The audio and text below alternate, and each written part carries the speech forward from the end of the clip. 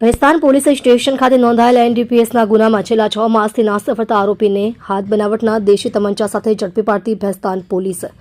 મહેરબાન police commissioner Shri Surat શહેર, અધિક police commissioner Shri sector 2,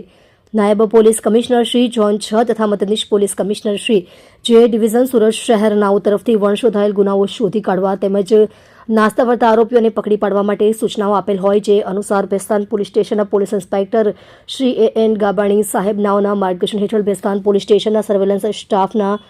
police sub inspector Shri HB Chaudhary સાહેબ નાઓના નેતૃત્વ હેઠળ સર્વેલન્સ સ્ટાફના પોલીસ માણસો એસઆઈ મહેશભાઈ હાજાભાઈ તથા પોલીસ કોન્સ્ટેબલ ઇન્દ્રજીતસિંહ હરુભા નાઓને મળેલ સંયુક્ત બાતમી હકીકતના આધારે તથા ટેકનિકલ વર્કઆઉટના આધારે ભેસ્તાન પોલીસ સ્ટેશનના એનડીપીએસના ગુનામાં છેલ્લા 6 માસથી નાસ્તા ફરતા આરોપી મોહમ્મદ આમિર ઉર્ફે અમજદ મોહમ્મદ શરીફ ઉંમર વર્ષ 25 ધંધો ચાયની લારી